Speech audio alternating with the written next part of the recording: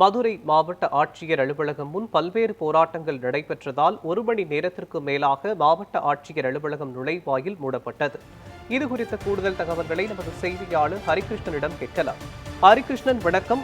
மதுரை மாவட்ட ஆட்சியர் அலுவலகத்திற்கு எதிரில் பல்வேறு போராட்டங்கள் நடைபெற்றிருப்பதாக தகவல்கள் வெளியாகி இருக்கிறது. இதனால் மாவட்ட ஆட்சியர் அலுவலக நுழைவாயில் மூடப்பட்டிருக்கிறது. என்னென்ன போராட்டங்கள் நடைபெற்றது பற்றிய விவரங்கள் என்ன சொல்லுங்க?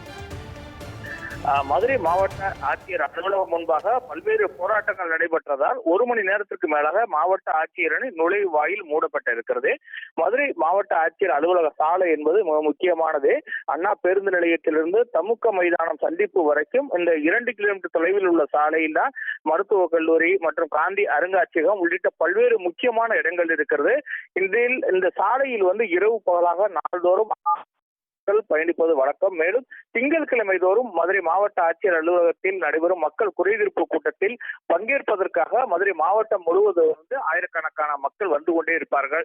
இந்த நிலையிலே அந்த நுழைவாயில் முன்பாக மாதர் சங்கத்தினர் மற்றும் தற்போது நிலப்பட்டா கேட்டு மற்றும் பல்வேறு பிரச்சனைகள் தொடர்பாக குழுவினராக அங்கு போராட்டத்தின் காரணமாக அவர்கள் போராட்டக்காரர்கள் மாவட்ட ஆட்சியர் அலுவலகத்துக்குள் நுழைந்து விடாத வண்ணம் அங்கு பாதுகாப்பு பணியில் இருந்த அந்த காவலர்கள் அந்த நுழைவாயிலை மூடினார்கள். இதன் காரணமாக மாவட்ட ஆட்சியர் அலுவலகத்திற்கு உள்ளே வர வேண்டிய வாகனங்களும் தடுத்து நிறுத்தப்பட்ட. அதே போன்று ஏற்கனவே பணிகளை முடித்துக் கொண்டு வெளியிலே செல்லக்கூடிய மக்கள் மற்றும் அரசு அலுவலக நீண்ட வரிசையில் வாகனங்கள் அணிவகுத்து நின்றது. இதனால் யாரும் அந்த கேட்டை தாண்டி செல்ல முடியாத வண்ணம் இருந்தது. மாவட்ட ஆட்சியர் அலுவலகத்தை பொறுத்தளவுக்கு 4 நுழைவாயில் இருக்கிறது. அதில் 2 நுழைவாயிலே பிரதானமாக பயன்படுத்தப்பட்டு வருகிறது. ஆனால் போராட்டக்காரர்கள் உள்ளே வந்துவிட்டால் மற்ற பணிகள் பாதிக்கப்படக்கூடும் என்பதற்காக அவர்கள் அவ்வப்போது போராட்டங்கள் யாரும் வந்தார்கள் என்றால் அவர் நுழைவாயில் கேட்டை மூடுவது வழக்கமாக ஒன்றாக இருக்கிறது.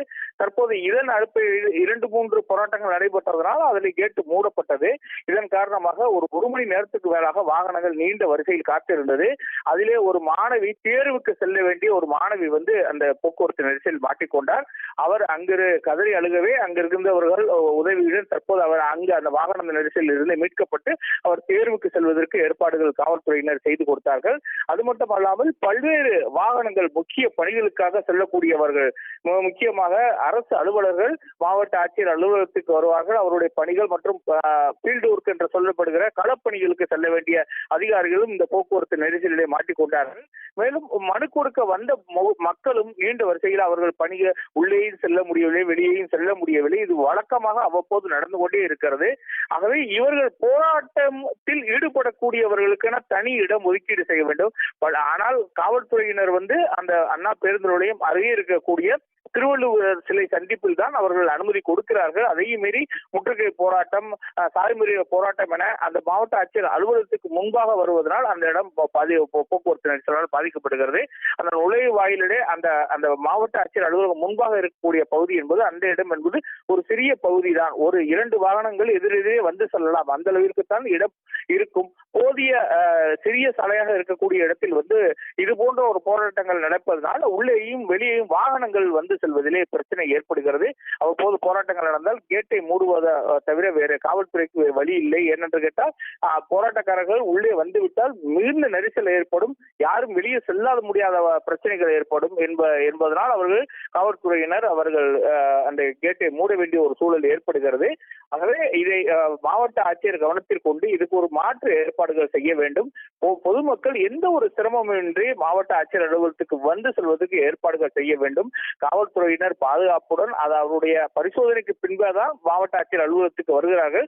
உள்ளே வந்தவர்களும் செல்ல முடியவில்லை, வெளியே சென்றவர்களும் உள்ளே வர முடியவில்லை என்கிற நிலை மாற வேண்டும் என்பதுதான் மக்களின் கருத்தாக இருக்கிறது. மோகன், விவரங்களுக்கு நன்றி ஹரிகிருஷ்ணன்.